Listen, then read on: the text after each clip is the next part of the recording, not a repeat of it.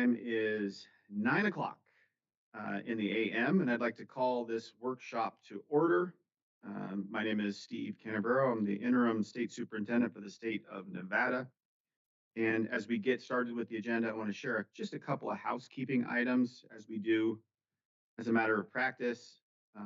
Just a reminder that some participants may join our meeting virtually. As always, we ask for your patience with any technical difficulties we might encounter. I also want to remind our audience that workshops, as well as our hearings, can be viewed via live stream with closed captioning. For those folks in the room, please turn off your microphone or mute yourself when you are not speaking. And remember to turn on your microphone or unmute when you would like to make a comment. Of course, remember that you are on video and being broadcast via live stream on the Nevada Department of Education's website. Please make sure you've signed in, regardless of whether you intend to provide public comment or not. If you have indicated that you would like to provide public comment, please complete a comment card. They're the orange cards available at the front, and submit it to Angie in the south or to Zach here in the north. And it looks like we've got that covered. Zach has one comment card here already. Please make sure to note which workshop you'd like to provide comment on. We have one item today, so it's fairly straightforward. Public comment may also be submitted to nvboard@doe.nv.gov. Again, that's N as in Nancy, V as in Victor, board, ed at doe.nv.gov. Please make sure to note in the subject or body which workshop your comment addresses. We will have an opening and closing public comment period for comments related to the regulation process.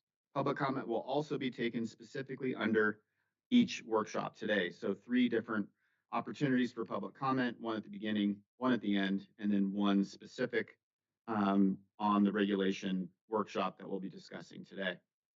The times marked on the agenda indicate we may not begin a workshop prior to the time listed. However, such an item may take longer. We may begin a workshop later than the time listed. All of today's meeting materials are available on the department's webpage, and copies of the notice are available for review at the sign-in table. Okay, on to agenda item number 2, public comment period number 1. I will open the first period of public comment under agenda item number 2. I'll remind the audience that if you wish to provide public comments about a specific agenda item, there will be time for comments after each workshop presentation.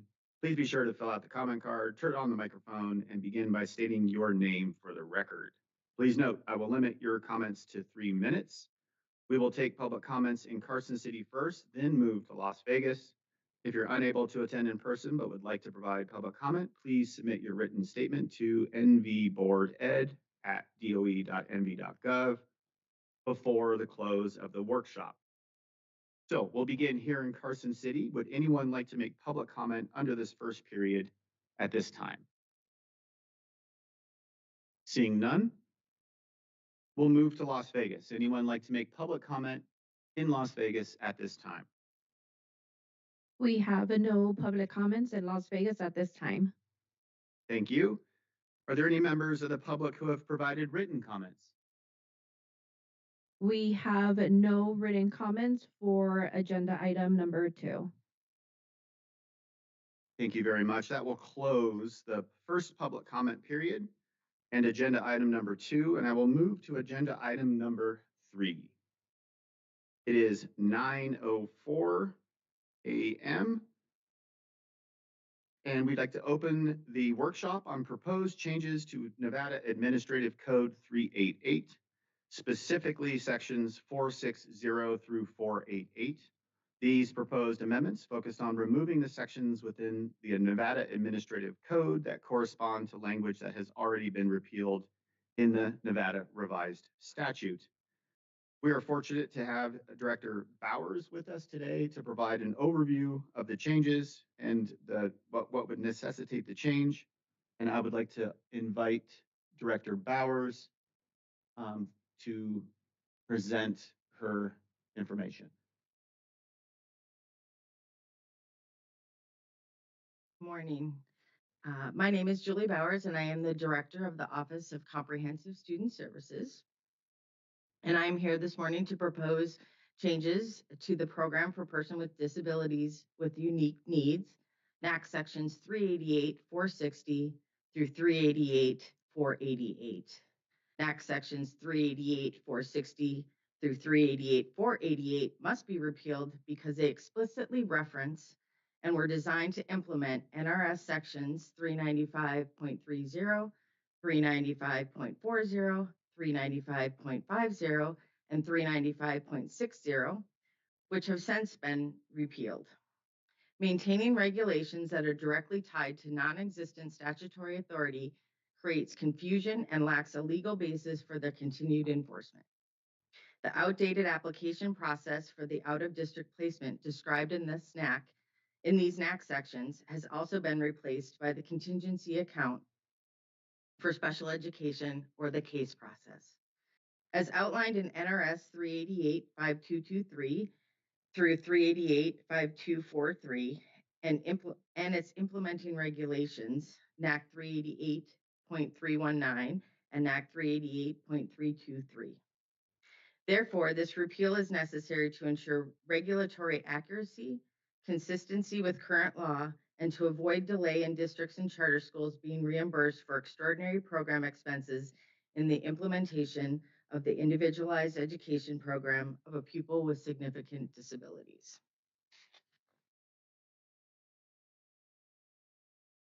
To review just a little bit of the timeline of how this came about, pre-2015, NRS Chapter 395 governed educational services and rights for persons with disabilities in Nevada.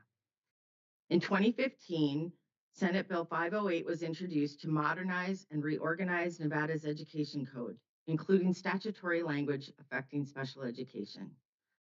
After the 215 session, stakeholder engagement and review of duplicative or outdated statutes, discussions of consolidation into Chapter 388 began, and several amendments and repeals are introduced via the Omnibus Bill to Reform Education. That was Senate Bill 508.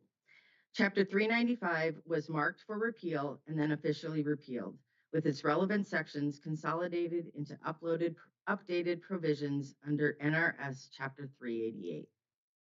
Presently, all guidance, policy, and legal references are required to cite NRS Chapter 388, which now includes definitions, rights, procedures, and obligations previously found in Chapter 395.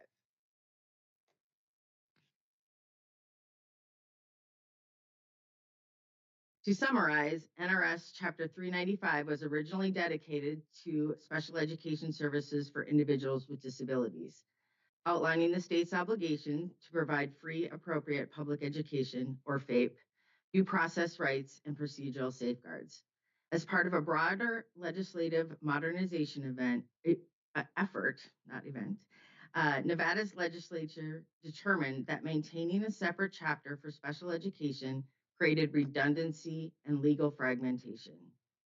To resolve this, Chapter 395 was repealed in full, and its core legal and operational elements were revised and relocated to NRS Chapter 388, Nevada's primary chapter on public instruction. This change mirrored the best practices in other states and aligned state law more closely with the Individuals with Disabilities Education Act, or IDEA. The repeal of NRS Chapter 395 and its incorporation into NRS Chapter 388 was a structural reorganization, not a rollback of rights or services. I will say that again. It was a reorganization, not a rollback of rights and services for students with disabilities. Currently, under State Board regulations, NAC 388.319 and 388.323, the NDE has implemented the contingency account for special education through a state board approved application process. The case application is distributed to all districts each spring. All districts may apply for students meeting the requirements for extraordinary special education program expenses for students with significant disabilities. The NDE reviews all applications with the superintendent, carefully scoring each using a rubric to determine eligibility and the amount of reimbursement. The NDE has approved and reimbursed residential service costs for students in districts, demonstrating a direct link between the necessity of these services and the students' educational success in their applications. The NDE can only use case funding to reimburse districts that apply and meet the criteria for extraordinary circumstances exceeding what is reasonably expected for FAPE provision. Unused funds at the fiscal year end do carry over, but the account does not build. It is only replenished to $2 million annually. The NDE has no access to these unused funds. This was how the system was set up through the legislative process. NDE can only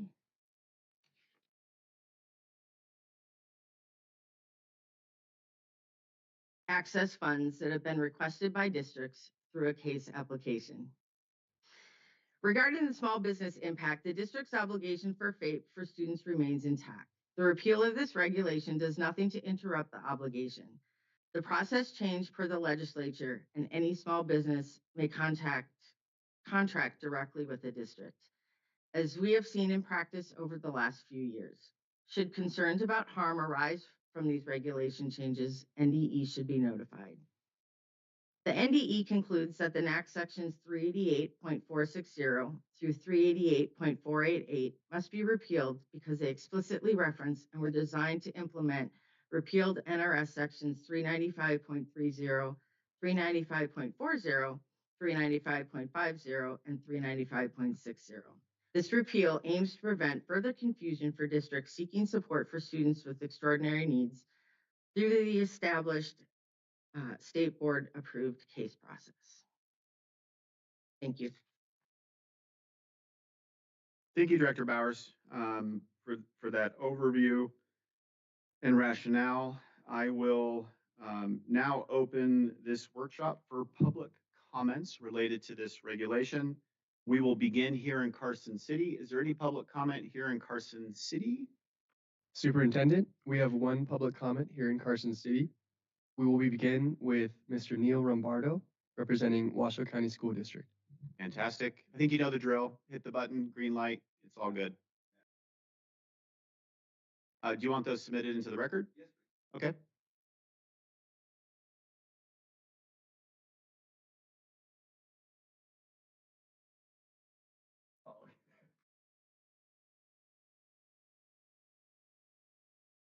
We will, Las Vegas, you don't have access to this information. You weren't able to. I wasn't. Was this the written public comment that was also submitted?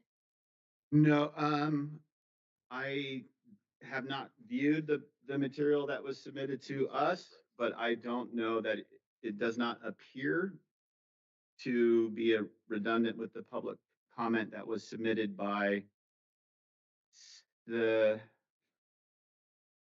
Simons Hall Johnson group that was retained to represent Washoe County School District. But we'll do our best. We'll scan this, or if you want to provide it to us electronic, or we can scan it. Okay.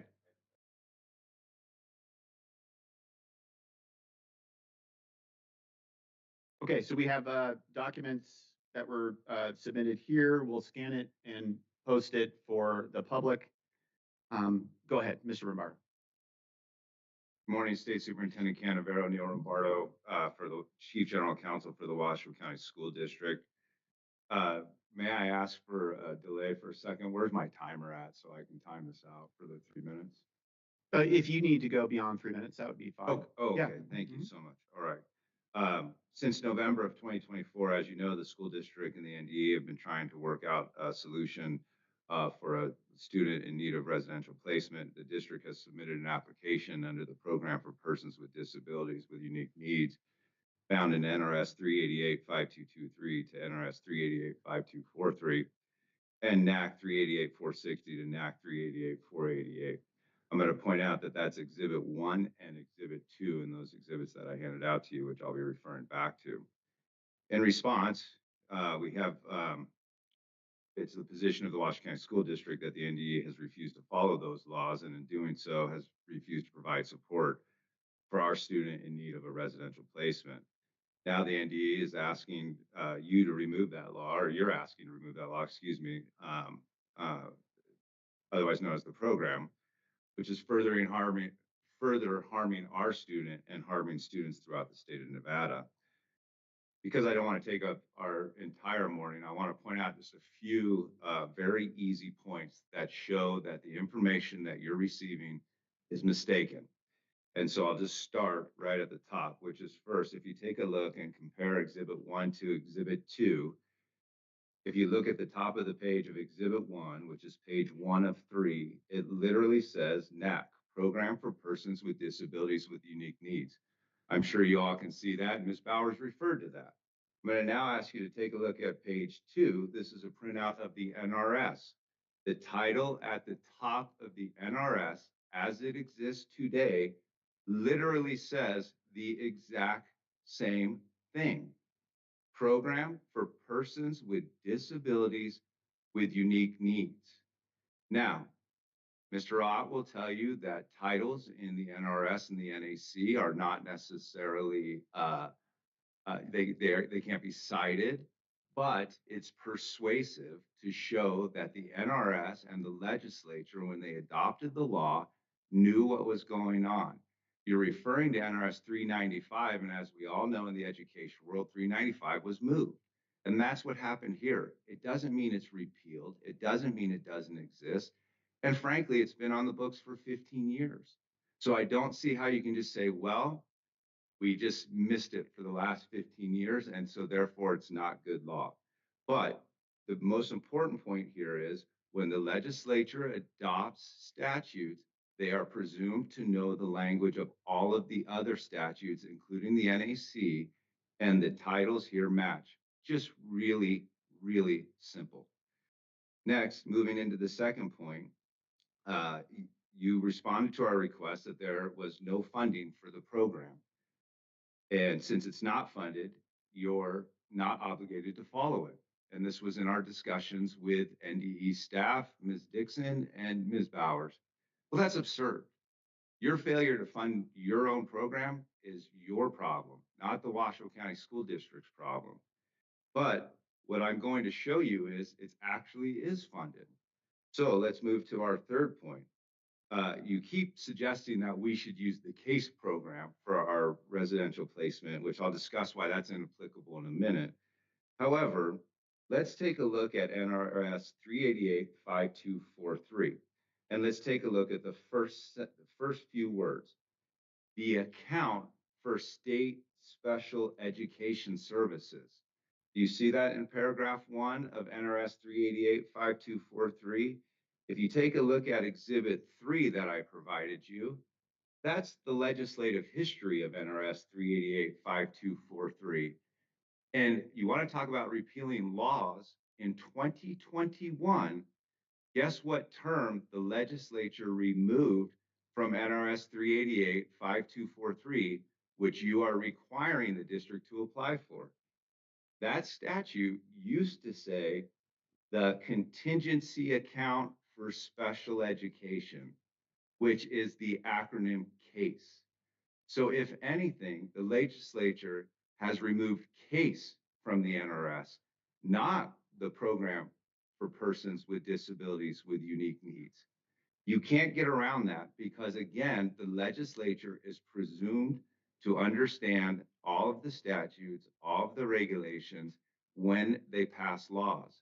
So in 2021, CASE was repealed from the NRS and replaced with the Account for State Special Education.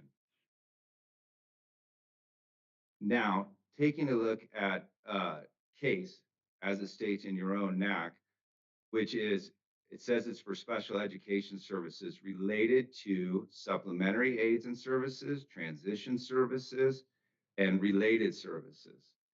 Those are all defined in state law in the NAC that the NDE created, and some of it is defined in federal law. But guess what's not included in any of those definitions? residential placement. The fact that you may have paid residential placement in the past out of case, I'm not going to call anyone out. Good for that district for receiving those funds. But the law is very clear that the word residential is nowhere to be found in the NAC under the CASE program. The only place it's to be found is under the program with disability for persons with disabilities with unique needs. And again, you can't get around your own definitions and your own laws. These are the laws that the NDE created and the legislature created. So if we take a look at page exhibit 4 that I provided you, exhibit 5, this is your 4th page of your application for case. And I will ask you to look at the second check mark up. And it says, and I quote, residential cost of private school placements cannot be paid through case. So what has happened is the NDE, I believe, has misinterpreted these NACs and these statutes and has left a gaping hole for students with residential needs, such as which is the reason that we're here and the reason for the litigation. And I don't want to get into the litigation. I don't think that would be appropriate. Our point is that you are repealing the wrong NAC. If anything needs to be repealed, and I'm not suggesting that you should do this, but if anything needs to be repealed, it's case, because in 2021, the Nevada legislature literally repealed case from the NRS. And I think that has been completely missed by the NDE and, frankly, no offense to my good friend, Mr. Ott, the Attorney General's office. So you're asking us to go through case, a program that doesn't provide residential funding for a student in need of residential funding. And frankly, that's fool's gold. However, when I did talk to your office, the Office of the Attorney General, because it would be inappropriate for me to go to you directly, I said, look, agree to pay for our student up front and then reimburse us as the costs are incurred. And I was literally told no, that's against the law. I would ask that you look at Exhibit 4. This is under case. If you really insist that we use case, I would ask that you look at NAC 388-323, subparagraph 4. If you look at the second sentence, it literally states, for any expense that has Mr. not. Romero, I'm sorry can you tell me again where we are? Exhibit 4, Exhibit 4. NAC 388-323, Got it. paragraph 4, Got it. Okay. second full sentence. For any expense that has not been incurred as of the date the application is approved, the department shall disperse the reimbursement as the expense is actually incurred. So if we apply up front and ask up front, you can approve up front and pay as the costs are incurred by us. Now, my concern, as I stated earlier, is that the NAC 388-319 does not, which is also case, does not cover residential. So if you want to build that, so if you want to keep case, then what you need to do is change NAC 388.319 to include residential services. You need to change your application, that check mark, and remove that we're not going to pay for residential. And then you need to allow districts to follow that subparagraph 4 in NAC 388-323, apply up front so that we can receive money as the ongoing expenses incurred. But until you do that, there's no solution here. You cannot withdraw the program for persons with disabilities because that's what the NRS goes to. So we strongly discourage you to move forward with this. We strongly discourage you to leave a gaping hole in the law that does not protect our students and does not protect those students throughout the state of Nevada that need residential placement. You are leaving students with disabilities, with unique needs, who need residential placement out in the cold if you go forward with this. Does that conclude? Thank you. Thank you very much. Appreciate your opinion on the matter.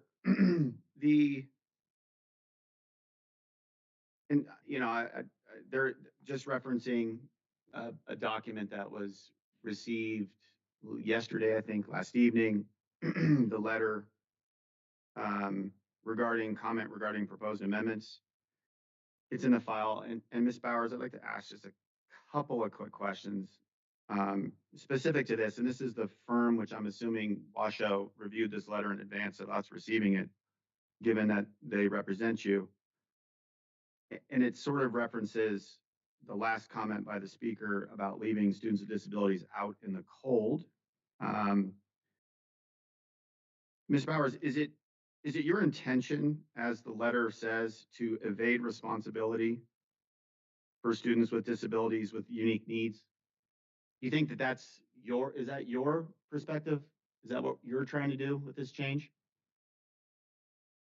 Julie Bowers, no, this is not what we're trying to do with this change. We are trying to clear up any confusion about the resources that are available to districts to support students with disabilities who have extraordinary circumstances. Okay, and just given the testimony, and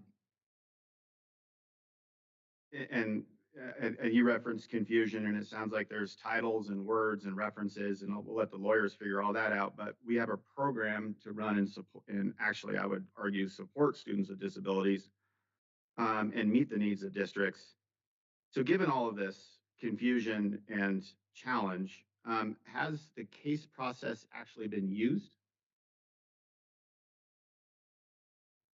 The case process is used across the state from multiple districts and for multiple purposes. Each case is individual, so the determination of reimbursable services is individual to each student application and for how it meets those extraordinary circumstances.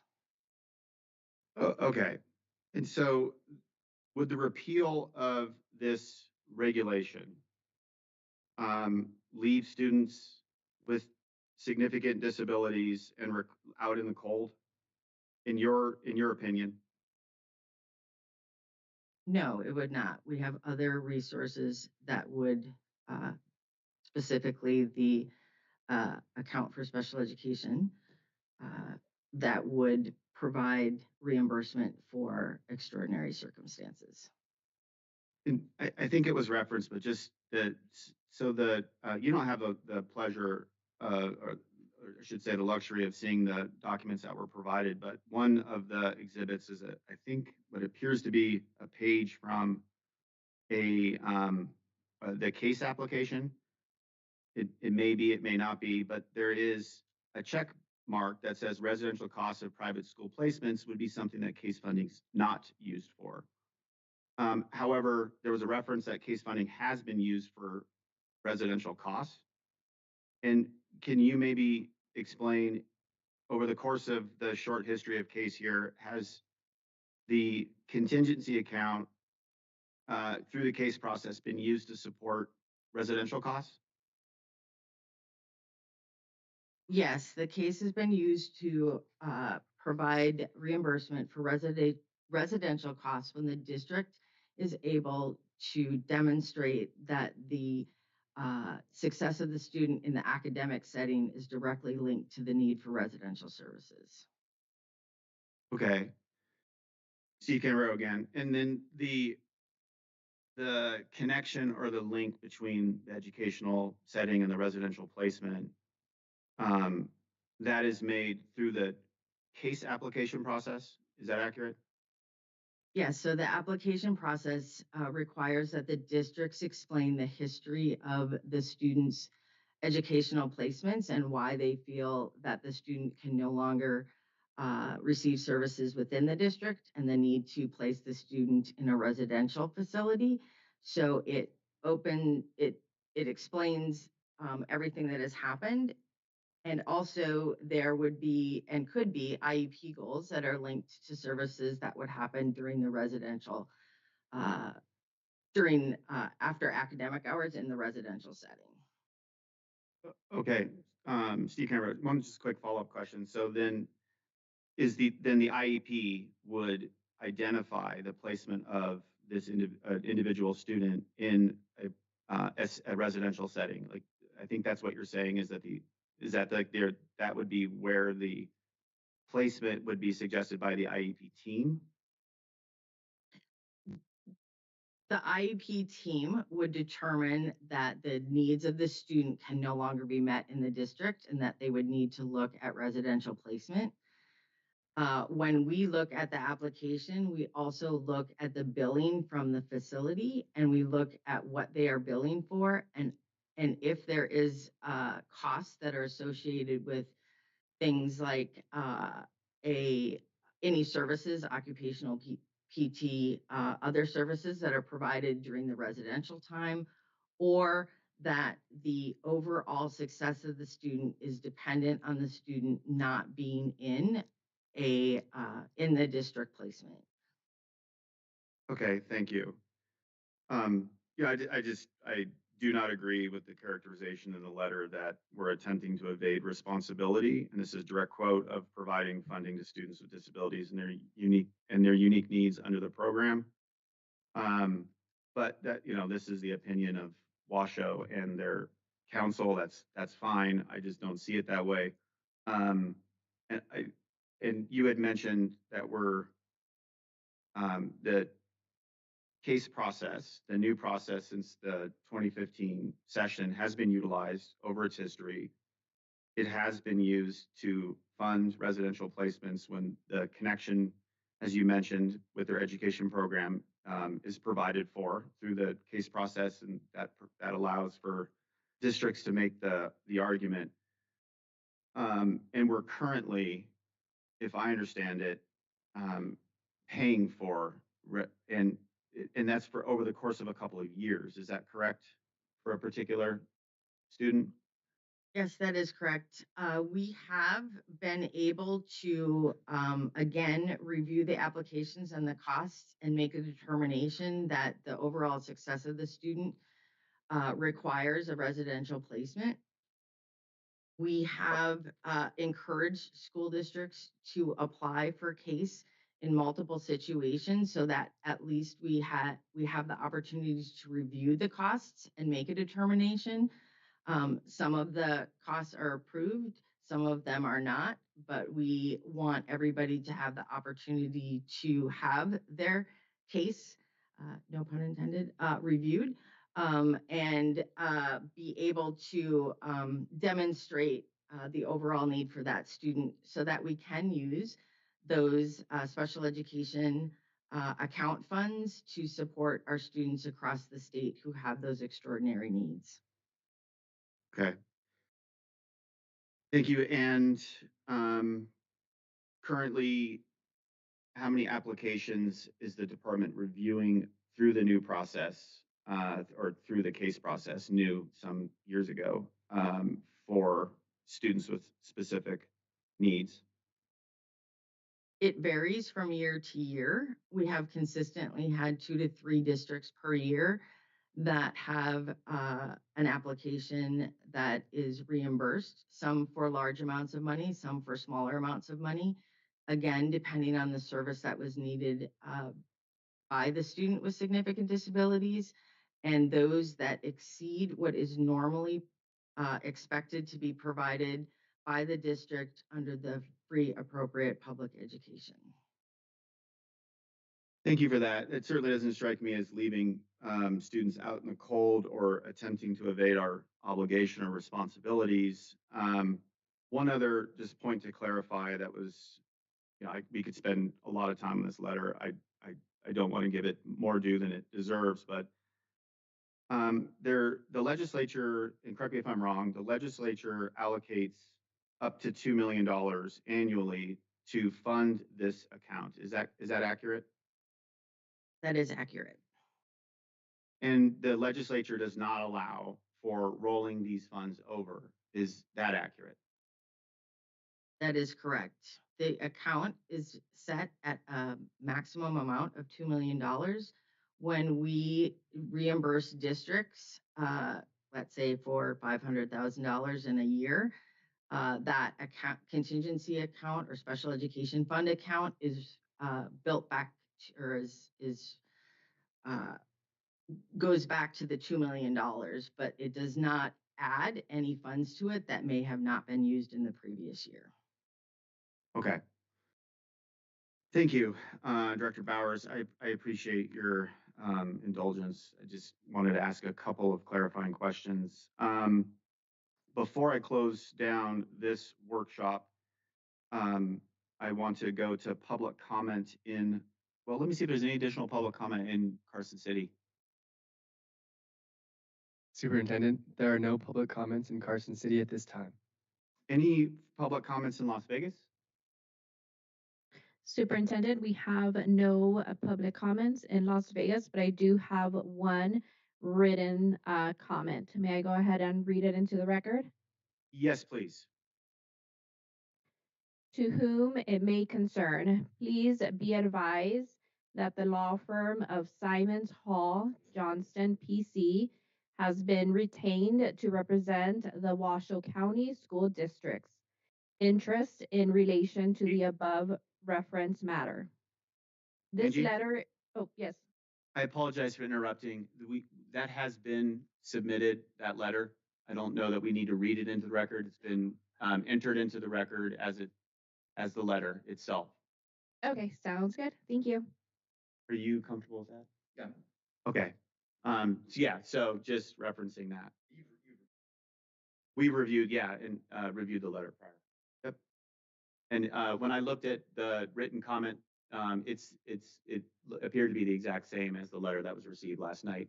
And just correct me if I'm wrong, Angie, that letter that you were reading or the written comment that you were reading is dated May 1st, 2025? Yes, correct. Okay. Thank you very much. That letter's been entered. No need to read. The only other comment I'll mention is because these are State Board of Education regulations, the department does workshop for the department regulations, but also State Board regulations. And so this is one of those cases where the department is workshopping the State Board's regs. And so the hearing for the regulations will occur at the State Board because it's not a department regulation. Seeing no further comments, I will close this workshop at 9:37.